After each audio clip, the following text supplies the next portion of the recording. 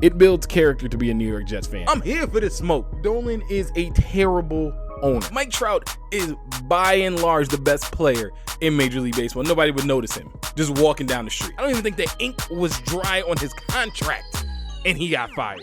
Welcome to Degree of Difficulty. I'm your host, Aaron Johnson. I'm back after being sick last week, and let me just say, in the last 10 days, the sports world needs to go home because it's drunk like a frat boy returning to campus after a sober spring break back at home. There's been too much going on for me to dive in and keep our union-mandated video time, but let me start with the fact that baseball is back. The Minnesota Twins pulled a fast one on the Yankees and signed star shortstop Carlos Correa. That news broke today, and I woke up to it, and I wasn't too happy about it. George Steinbrenner is going to need a calzone in heaven after the way the Twins finally got back at the pinstripes for all those years of playoff ass whoopings. Freddie Freeman is a Dodger, Matt Olson is a Brave, and Fernando Tatis Jr. is out for at least 3 months after breaking his wrist, not in a motorcycle accident. That's what we're hearing, not. You know, not to knock Tatis Jr., dude's a beast, but word to the wise, don't go out like a GTA character, my boy. Switching to the hardwood, the NCAA tournament kicked off this week, and my bracket is already busted like a virgin on prom night.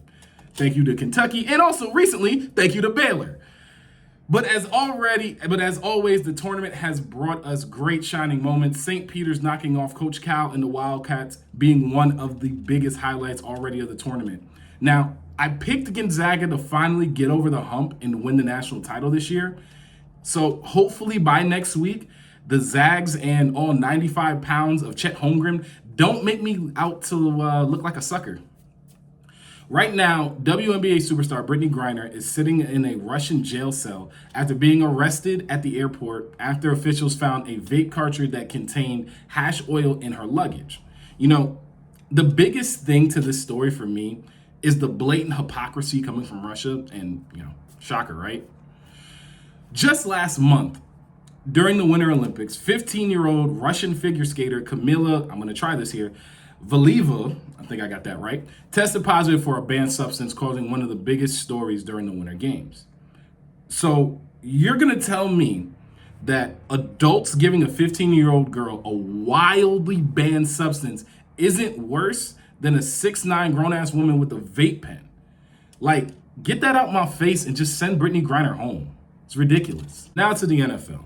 The one league at this party that has gone full lampshade on its head and is running down the street naked like Will Ferrell in Old School. Tom Brady has returned for some freaking reason. Mr. Sierra himself, Russell Wilson, was traded to the Denver Broncos.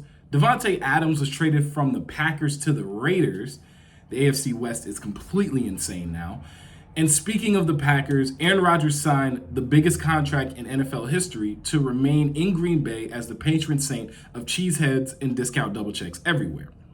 Well, Rodgers signed the biggest contract until the bombshell that was Friday. After the Cleveland Browns proved to Baker Mayfield once and for all, no matter how funny his commercials are, he's still just the redheaded stepchild. The Browns orchestrated what I've been calling the Herschel Walker trade of this generation, sending 5 picks in total, 3 first-round picks, a 3rd and a 5th round pick to the Houston Texans for quarterback Deshaun Watson. Now, Watson, who missed all last season after allegations by 22 women accusing him of sexual assault and harassment during massage therapy sessions, signed with the Browns after the trade for a league record $230 million of guaranteed money over the next 5 years. You know, I got to give a shout out to the NFL. They've proved once again that it won't tolerate players gambling in their league or hiring black head coaches. Shout out to Brian Flores getting a job with the Steelers, Mike Tomlin looking out. But if you've allegedly sexually assaulted multiple women and can still throw the old pigskin around the field, there's a place for you in the National Football League. Well, that's the show for this week. Hopefully my key still works next week. Hopefully I don't get sick anymore. I'm tired of getting sick. Be sure to like this video and subscribe to the channel. You know, thanks for watching. This is Degree of Difficulty, and I'm Aaron Johnson.